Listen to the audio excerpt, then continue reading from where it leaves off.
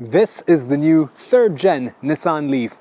Back in 2010, when the first gen was released, it quickly became one of the most successful mass-market EVs, and I would even say set the trend.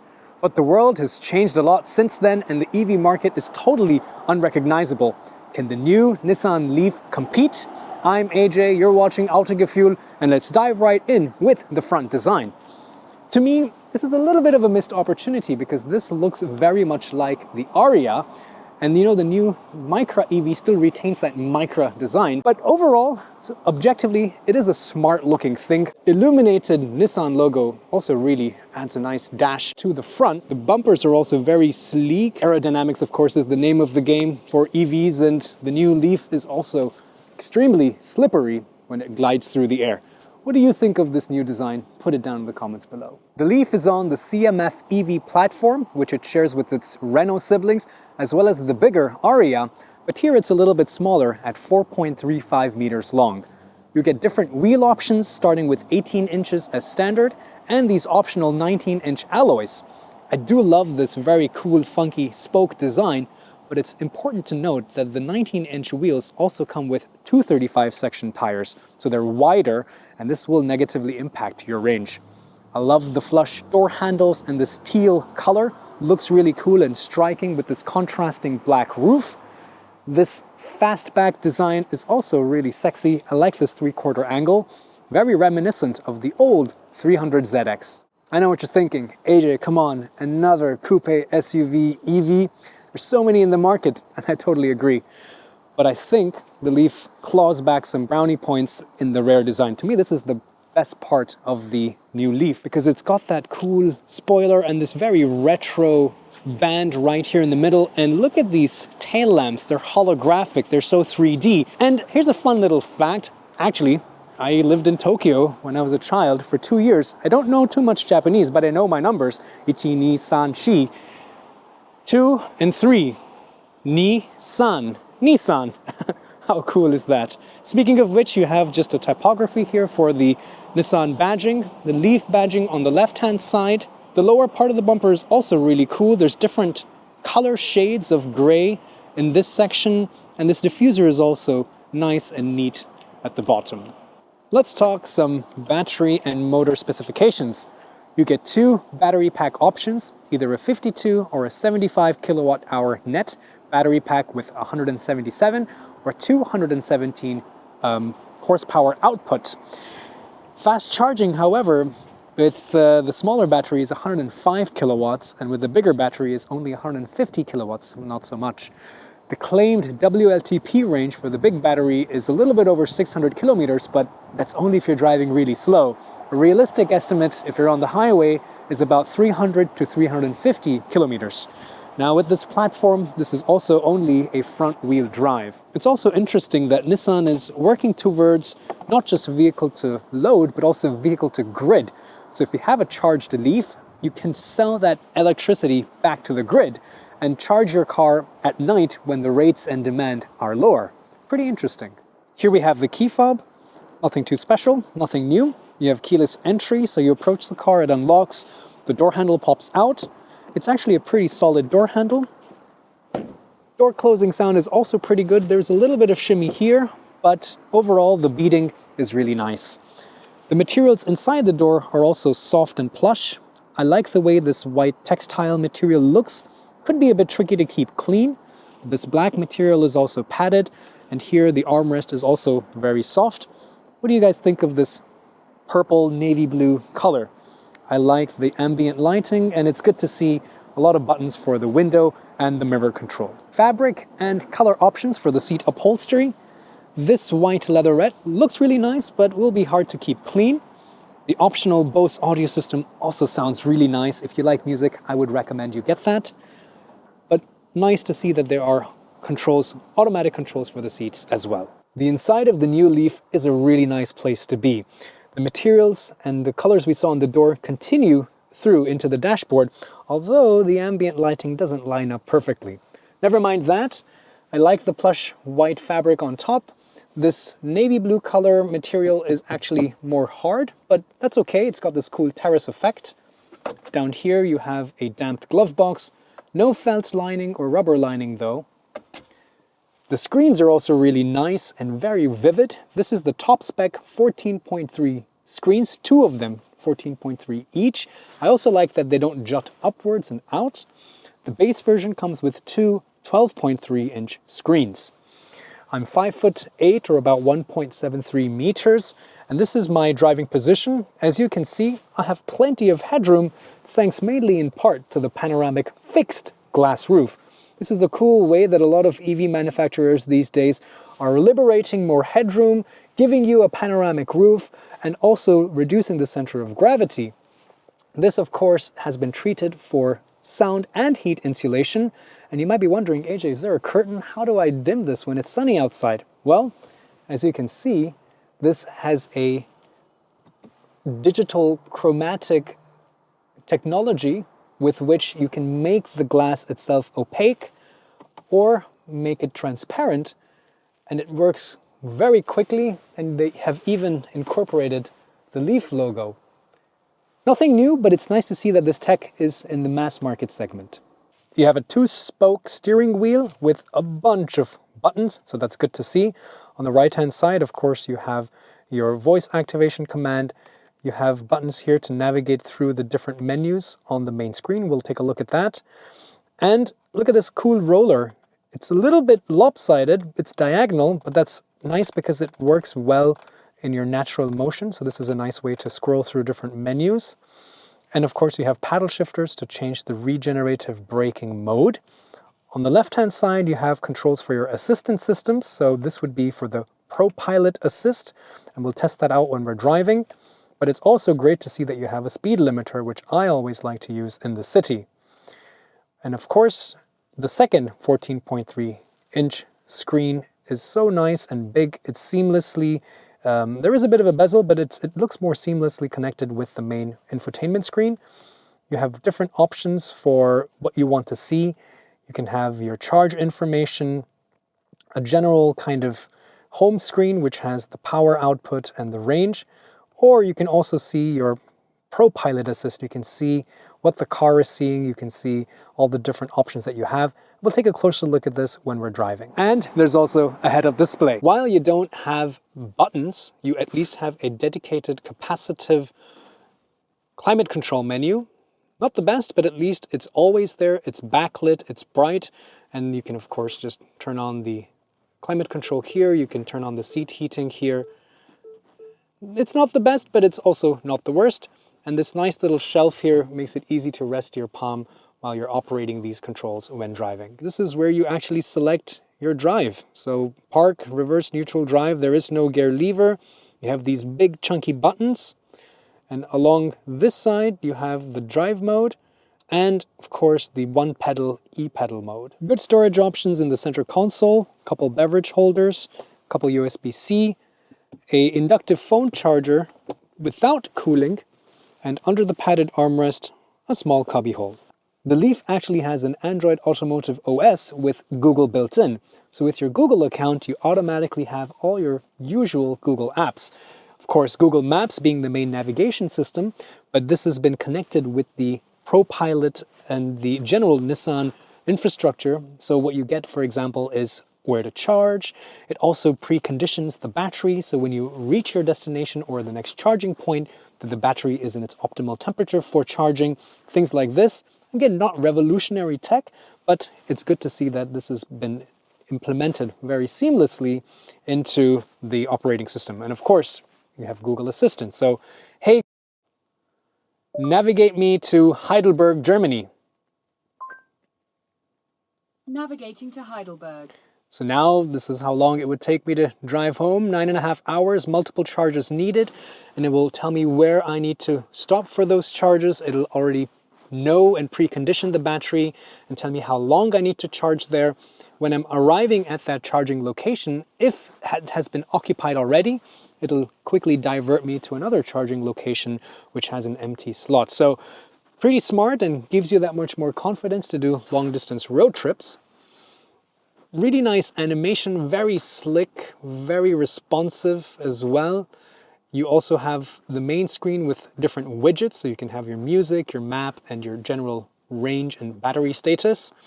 When you are charging as well, you have different ways to entertain yourself, including some video games.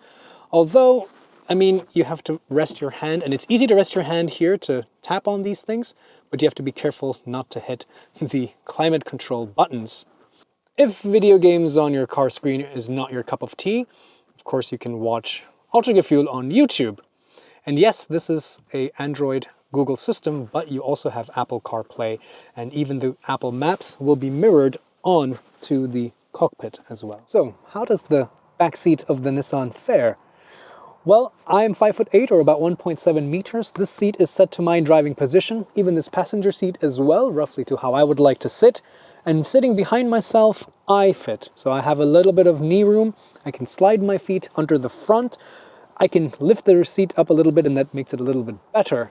Headroom is also just about adequate, but if you're 6 foot tall, like Thomas, you're not going to fit back here, to be honest. And unfortunately, the panoramic roof doesn't go behind my head like it does in the Polestar, for example. So I'm not benefiting from that, and there's just barely enough space. The doors, on the other hand, are nice. There's padded material for the armrest, and even that white textile material continues here, although there is no ambient lighting on the rear doors. Air conditioning vents, USB-C ports, and even some pockets here in the seats. Speaking of seats, here you also have ISOFIX mounting points for the outside 2 seats. Although these flaps just pop out, and yeah, the quality of these clips don't seem to be that great, and chances are you'll probably lose them. But on the plus side, you have a nice plush center armrest with some cup holders. Because this is a EV, there is no transmission tunnel in the middle, so it's a flat floor, and this air conditioning console doesn't jut into my leg space. So sitting in the middle is also not too bad, but yes, it's a little bit knees up. It's not so plush, so I don't have too much of underthigh support either. You get an optional electronic tailgate, like the one we have here, and inside you have a cargo capacity of 437 liters. What does that really look like in reality? Well, you can see that we have 3 cabin bags that fit very nicely inside. And if I were to take these out for you guys, you can see that actually you can also flip this cover up so that you have 2 different sections, and you can use this, for example, to keep some groceries on one side and keep other items so that they don't roll around and smash into each other. You can also put the floor completely down like that, and then you have more volume. There's some cubbies as well.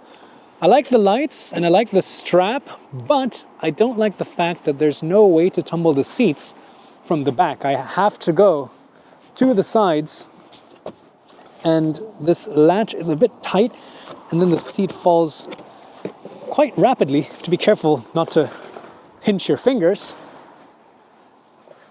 And then on this side as well, if I were to do that, let's get those bottles out of the way. Now you see that there's a big, flat, large loading area. Is there a frunk? Well, as you guessed, nope, there isn't. All right, now let's see how the Leaf actually performs out on the road. We're starting off in the city here in beautiful Copenhagen, and the city is definitely the natural habitat for the Leaf. Yes, this is not the Micra, this is also going to be used as a family car, so we'll also take it out on the highway and test how it behaves out there. But in the city, I like to have the speed limiter on, so I have that set here. It is recognized with the camera system that the speed limit is now 50, so I can set that up as well. So it's good to have that extra little backup telling you what the speed limit is so you don't get a speeding ticket. If I hold the paddle shifter on the wheel down, then the recuperation mode sets to automatic. And now the car is monitoring the navigation, the cars around me, to make sure that, you know, it's doing the regenerative braking more autonomously. So if I'm coming up to a roundabout or something and I let off the throttle, not really a throttle, the accelerator pedal, then it will start doing more braking automatically, or if there's a car in front, it will also start braking me. So it's not just a single setting that is going to brake at a specific level no matter what. It's continuously monitoring different parameters and will therefore choose the most comfortable regenerative braking mode for you. And I think that's a really great system. It's really quiet in here as well. I think the sound insulation at these city speeds, I'm going 50 kilometers per hour, it's really nice.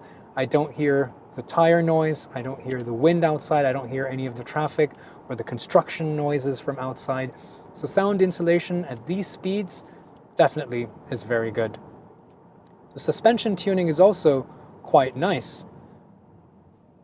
Potholes and little ruts don't really filter through into the cabin. The seats are also fairly comfortable. You do have good adjustability, but yeah, I think they're not too wide. So I would recommend, if you are getting a chance to do a longer test drive, that you see how it feels for you as well. Visibility out the front is good. Visibility out the sides is also pretty good. Visibility out the back isn't great. And this was something, we could have anticipated already because of that coupe roofline, and so many other EVs which have this coupe SUV roofline also suffer from a very similar not having very good visibility out the back. How does the Nissan Leaf fare out on the highway? First of all, let's check out the ProPilot with NavLink assist system. Fancy words, but what it basically does is if I activate it here on the menu and set it to the speed, then the system will automatically keep me in lane, will keep me in a comfortable distance, safe distance with the car in front. We'll look at the traffic signs, so it'll adjust the speed limit automatically. And because it's connected to my navigation, it also knows, for example, if I'm coming up to my exit, then it will slow me down, or if I'm coming to a roundabout, for example. Or even things like we said earlier, preconditioning the battery so that by the time I reach my charger, that it's at the optimum temperature. So like right now, we're coming out of a 80 traffic zone now to a 110. The system has detected that. With just one button, I jump from 80 to 110. I can also see on the screen here very nicely what the car is seeing. So the vehicles in front, the vehicles on the side as well. This is also something that we notice with other manufacturers. Of course, Tesla pioneered this kind of a view. It's not as smart or, not as detailed as a Tesla or even the VW Travel Assist, but in practice, when it's working, it gives me good confidence. It's maintaining a safe distance in the front. It's very comfortably managing itself, keeping it in the middle of the lane. It's not ping-ponging between the edges of the lane. And yeah, it definitely gives you comfort when you're going on long distance driving. The noise now is also not too bad. You can hear a little bit more of the wind noise. The tire noise is actually at a minimum, so it's really just the wind that you hear, and it's not too bad. The seats are not that great on long distances. The base is a bit short, I feel, and in general, I think you should do a longer test drive to see how these seats feel for your body size and your height, to see how comfortable they are. But yes, on the whole, with this travel assist system on the highway, you can definitely go on long drives very comfortably. Let's see how the Leaf fares out in the road. I'm starting off in a little village here, and a great place to test how maneuverable and easy it is to live with the Leaf. I have pretty good visibility now to get into this main street from this intersection. Light steering wheel. Turning circle is also not too bad. Suspension is, I would say, European, which is not necessarily a bad thing, but it's a little bit on the stiffer side, and I'm going to go over this manhole cover here. Yeah, I can feel that a little bit. It's not uncomfortable or jarring, but it's a little bit on the European side. But these compact dimensions mean that it's really easy to place it on these narrow little roads. I love that I have a speed limiter, so now I can set it to the city speed limit and I don't have to worry about getting a speeding ticket.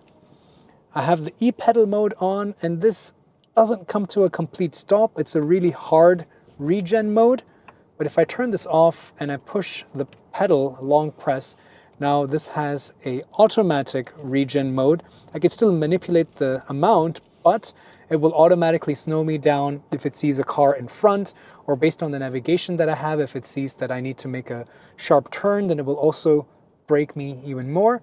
But yes, you don't still have a full one pedal drive.